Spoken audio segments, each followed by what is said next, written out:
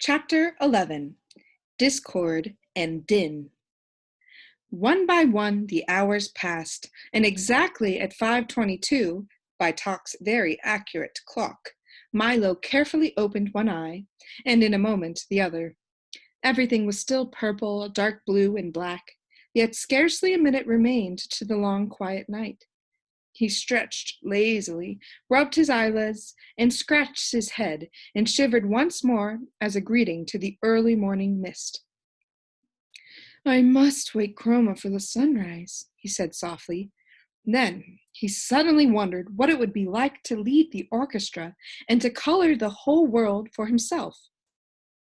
The idea whirled through his thoughts until he quickly decided that since it couldn't be very difficult, and since they probably all knew what to do themselves anyways, and since it did seem a shame to wake anyone so early, and since it might be his only chance to try, and since the musicians were already poison ready, he would but just for a little while.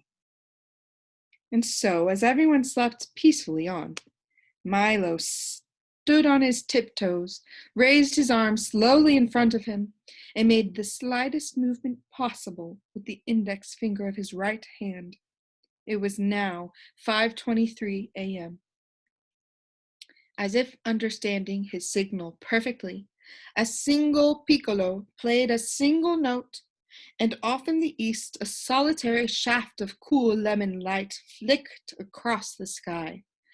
Milo smiled happily, and then cautiously crooked his finger again. This time 2 more piccolos and a flute joined in, and 3 more rays of light danced lightly into view. Then, with both hands, he made a great circular sweep in the air, and watched with delight as all the musicians began to play at once. The cellos made the hills glow red, and the leaves and grass were tipped with a soft pale green as the violins began their song. Only the bass fiddles rested as the entire orchestra washed the forest in color. Milo was overjoyed because they were all playing for him, and just the way they should. "Won't Chroma be surprised?" he thought, signaling the musicians to stop. "I'll wake him now." But instead of stopping, they continued to play even louder than before, until each color became more brilliant than he thought possible. Milo shielded his eyes with one hand and waved the other desperately, but the colors continued to grow brighter and brighter and brighter until an even more curious thing began to happen. As Milo frantically conducted, the sky changed slowly from blue to tan to a rich magenta red. Flurries of light green snow began to fall, and the leaves on the trees and bushes turned a vivid orange. All the flowers suddenly appeared black. The gray rocks became a lovely, soft chartreuse, and even peacefully sleeping Tock changed from brown to a magnificent ultramarine. Nothing was the color it should have been, and yet the more he tried to straighten things out, the worse they became. "I wish I hadn't started," he thought unhappily, as a pale blue blackbird flew by. "There doesn't seem to be any way to stop them." He tried very hard to do everything just the way Chroma had done, but nothing worked. The musicians played on faster and faster, and the purple sun raced quickly across the sky. In less than a minute, it had set once more in the west, and then, without any pause, raised again in the east. The sky was now quite yellow, and the grass a charming shade of lavender. 7 times the sun rose and almost quickly disappeared, and as the colors kept changing, in just a few minutes the whole week had gone by. At last, the exhausted Milo, afraid to call for help and on the verge of tears, dropped his hands to his sides. The orchestra stopped. The colors disappeared, and once again it was night. The time was 5:27 a.m. "Wake up, everybody! Time for the sunrise," he shouted with relief, and quickly jumped from the music stand. "What a marvelous rest," said Chroma, striding to the podium. "I feel as though I'd slept for a week. My, I see we're a little late this morning. I'll have to cut my lunch an hour short by 4 minutes." He tapped for attention, and this time the Don proceeded perfectly. "You did a fine job," he said, patting Milo on the head. "Someday I'll let you conduct the orchestra yourself." Talk wagged his tail proudly, but Milo didn't say a word, and to this day no one knows of the lost week. But the very few people who happened to be awake at 5:23 on that very strange morning. "We'd better been getting along," said Talk, whose alarm had begun to ring again, "for there's still a long way to go." Chroma nodded and a fond goodbye as they all started back through the forest, and in honor of the visit he made all the wildflowers bloom in breathtaking display. "I'm sorry you can't stay longer," said Alec, sadly, "but there's so much more to see in the forest of sight. But I suppose there's a lot to see everywhere, if only you keep your eyes open." They walked for a while, all silent in their thoughts, until they reached the car and Alec drew a fine telescope from his shirt and handed it to Milo. "Carry this with you on your journey," he said softly, "for there's much worth noticing that often escapes the eye. Through it, you can see everything, from the tender moss on a sidewalk crack to the glow of the farthest star. And most importantly of all, you can see things as they really are, not just as they seem to be. It's my gift to you." Milo placed the telescope carefully in the glove compartment and reached up to shake Alec by the hand. Then he stepped on the starter and, with his head full of strange new thoughts, drove out to the far end of the forest. The easy rolling countryside now stretched before them in a series of dips and rises that leaped up one side of each crest and slid gently down the other in a way that made stomachs laugh and faces frown. As they topped the brow of the highest hill, a deep valley appeared ahead. The road, finally making up its mind, plummeted down, as if anxious to renew acquaintance with the sparkling blue stream that flowed below. When they reached the floor of the valley, the wind grew stronger as it funneled through the rocks, and directly ahead, a bright-colored speck grew larger and larger. "It looks like a wagon," cried Milo excitedly. "It is a wagon, a carnival wagon," seconded Talk, and that's exactly what it was. Parked at the side of the road, painted bright red, and looking quite deserted. On its sign, in enormous white letters, bordered in black, was the inscription, "Cacophonous a Discord," and below, in slightly smaller black letters, bordered in white, was "Doctor of Dissonance." "Perhaps if someone's at home, he might tell us how far we have to go," said Milo, parking next to the wagon. He tiptoed timidly up the 3 wooden steps to the door, tapped lightly, and leapt back in fright. For the moment he knocked, there was a terrible crash from inside the wagon that sounded as if a whole set of dishes had been dropped from the ceiling and onto a hard stone floor.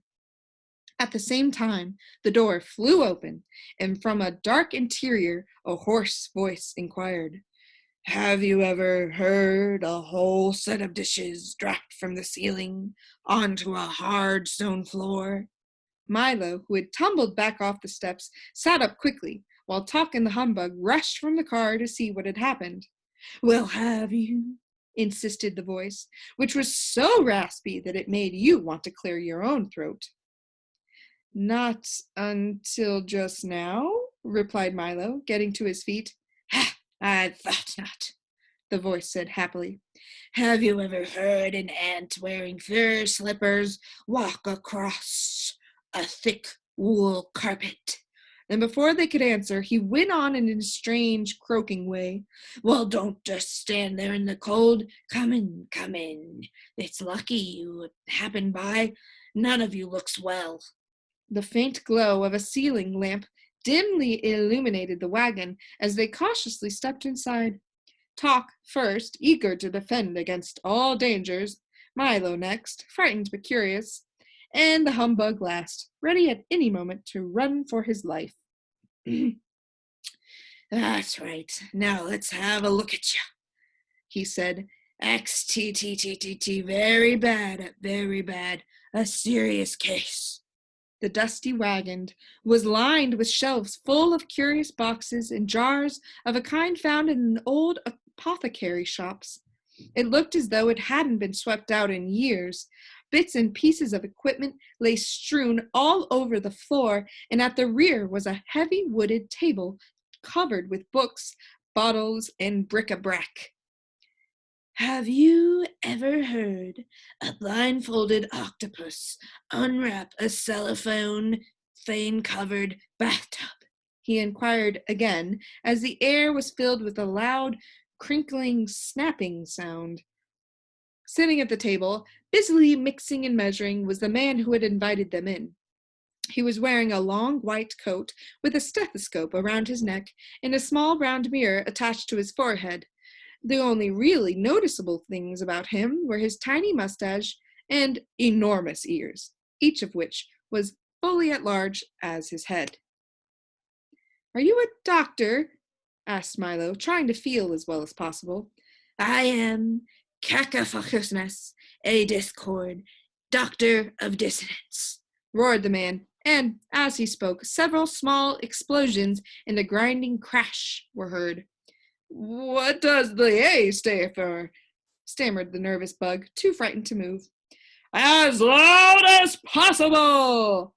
bellowed the doctor, and two screeches and a bump accompanied his response. Now, step a little closer and stick out your tongues. Just as I suspected, he continued, opening a large dusty book and thumbing through the pages. You're suffering from a severe lack of noise. He began to jump around the wagon, snatching bottles from the shelves until he had a large assortment in various colors and sizes collected at one end of the table.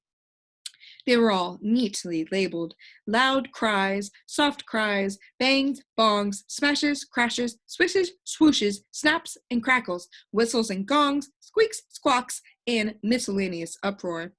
After pouring a little of each into a large glass beaker, he stirred the mixture thoroughly with a wooden spoon, watching intently as it smoked and steamed and boiled and bubbled.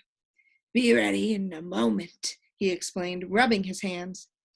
Milo had never seen such an unpleasant-looking medicine and wasn't at all anxious to try any. "Just what kind of doctor are you?" he asked, suspiciously. "Well, you might say I'm a specialist," said the doctor. "I special in noise, all kinds, from the loudest to the softest, and from the slightly annoying to the terribly unpleasant. For instance, have you ever heard a square-wheeled steamroller ride over a street full of hard-boiled eggs?" he asked, and, as he did, all that could be heard were loud crunching sounds. "But who would want to hear all those terrible noises?" asked Milo, holding his ears. "Everybody does," said the surprised doctor. "They're very popular today. Why, I'm kept so busy, I can hardly fill the orders for noise pills, racket lotion, clamor salve, and hubbub tonic. That's all people seem to want these days." He stirred the beaker of liquid a few more times, and then, as the steam cleared, continued.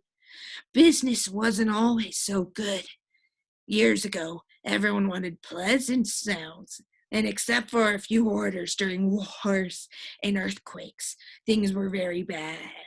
But then the big cities were built, and then there was a great need for honking horns, screeching trains, clanging bells, deafening shouts, piercing shrieks, grueling drains, and all the rest of those wonderfully unpleasant sounds we use so much of today. Without them, people would be very unhappy, so I make sure they get as much as they want. Why, if you take a little of my medicine every day, you'll never have to hear a beautiful sound again. Here, try some." "If it's all the same to you, I'd rather not," said the humbug, backing away to the far corner of the wagon. "I don't want to be cured of beautiful sounds," insisted Milo. "Besides," growled Tock, who decided that he didn't much like Dr. Dischord, There is no such illness as lack of noise. Of course not, Replied the doctor, pouring himself a small glass of the liquid. That's what makes it so difficult to cure. I only treat illnesses that don't exist. That way, if I can't cure them, there's no harm done. Just one of the precautions of the trade, he concluded, and seeing that no one was about to take his medicine, he again reached towards the shelf, removed a dark amber bottle, dusted it carefully, and placed it onto the table in front of him. Very well. If you want to go all through life suffering from a noise deficiency, I'll give it all to the Dynne for lunch, he said, and he uncorked the bottle with a hollow-sounding pop. For a moment, everything was quiet, as Milo, Tock, and the humbug looked intently at the bottle, wondering what Dr. Dischord would do next. Then, very faintly at first, they heard a low rumbling that sounded miles away. It grew louder and louder and louder and closer until it became a deafening, ear-splitting roar that seemed to be coming from inside the tiny bottle. Then, from the bottle, a thick, bluish smog spiraled into the ceiling, spread out, and gradually assumed the shape of a thick, bluish smog with hands, feet, bright yellow eyes, and a large, frowning mouth. As soon as the smog had gotten completely out of the bottle, it grasped the beaker of liquid, tilted back what would have been his head if it had really had one, and drank it all in 3 gulps. "Ah, that was good, master," he bellowed, shaking the whole wagon. "I thought you'd never let me out, terribly cramped in there." "This is my assistant, the Awful Dynne," said Dischord. "You must forgive his appearance, for he really doesn't have any. For you see, he is an orphan whom I raised myself without benefit of governess or any assistance. For no nurse is good nurse, interrupted the Dynne, doubling up with laughter. If you can imagine a thick bluish smog doubling up with laughter. For I found him, continued the doctor, ignoring this outburst, living alone and unwanted in an abandoned soda bottle without family or relatives.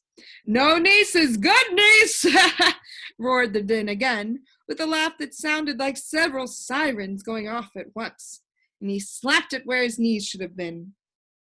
And brought him here, continued the exasperated Dischord, where, despite his lack of shape or features, I trained no nose is good nose, thundered the Dynne once again, as he collapsed into another fit of hysterics and clutched his sides.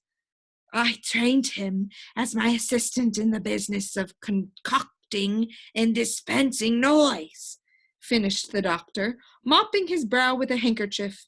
No noise is good noise, exclaimed the humbug, happily, trying to catch the spirit of things. That's not funny at all, sobbed the Dynne, who went to a corner and skulked. What is a Dynne? Asked Milo, when he had recovered from the shock of seeing him appear. You mean you've never met the Awful Dynne before? Said Dr. Dischord in a surprised tone. Why, I thought everyone had. When you're playing in a room and making a great amount of noise, what do they tell you to stop? That Awful Dynne, admitted Milo. When the neighbors are playing the radio too loud late at night, what do you wish they'd turn down? That Awful Dynne, answered Tock. When the street on your block is being repaired and the pneumonic drills are working all day, what does everyone complain of? Ha ha! The dreadful row, volunteered the humbug brightly. The dreadful roar, cried the anguished Dynne, was my grandfather. He perished in the great silence epidemic of 1712. Milo felt so sorry for the unhappy Dynne that he gave him his handkerchief, which was immediately covered in bluish, smoggy tears. Thank you, groaned the Dynne. That's very kind. But I certainly can't understand why you don't like noise, he said. Why, I heard an explosion last week that was so lovely, I cried for 2 days. The very thought of it upset him so much that he began to sob all over again, in a way that sounded almost exactly like a handful of fingernails being scratched along a mile-long blackboard. He buried his head in the doctor's lap. "He's very sensitive, isn't he?" asked Milo, trying to comfort the emotional Dynne. "It's true," agreed Dr. Dischord. "But he's right, for noise is the most valuable thing in the world." "King Azaz says words are," said Milo. "Nonsense," the doctor roared. "Why, when a baby wants food, how does he ask?" "He screams," answered the Dynne, looking up happily. "And when an automobile wants gas, it chokes," he shouted again, jumping for joy. "When a river wants water, what does it do?" "It creaks," bellowed the Dynne as he collapsed into a fit of uncontrolled laughter. "And what happens when a new day begins?" "It breaks," he gasped joyfully from the floor, a look of utter bliss covering his face. "You see how simple it is," the doctor said to Milo, who didn't see at all, and then, turning to the tear-strained, smiling Dynne, remarked, "Isn't it time for you to go?" "Where to?" asked Milo. "Perhaps we're going the same way." "I think not," the Dynne replied, picking up an armful of empty sacks from the table. "For I'm going on my noise collection rounds. You see, once a day I travel throughout the kingdom and collect all the wonderfully horrible and beautifully unpleasant noises that have been made, pack them into my sacks, and bring them back here for the doctor to make his medicines from." "And a good job he does," said Dr. Dischord, pounding his fist on the table. "So, wherever the noise is, that's where you'll find me," said the Dynne with an appreciative smile. "And I must hurry along, for I understand that today there's to be a screech, several loud crashes, and a bit of a pandemonium." "And in which direction are you going?" asked the doctor, mixing another brew. "To Digitopolis," replied Milo. "How unfortunate," he said, as the Dynne shuffled toward the door. "How very unfortunate, for then you must pass through the Valley of Sound." "Is that bad?" asked the perpetually worried humbug. The Dynne paused in the doorway with a look of extreme horror on his almost featureless face, and the doctor shuddered in a way that sounded very much like a fast-moving freight train being derailed into a mountain of custard. "Well, you might ask, for you will soon find out," was all he would say, as he sadly bade them farewell, and the Dynne galloped off on his rounds.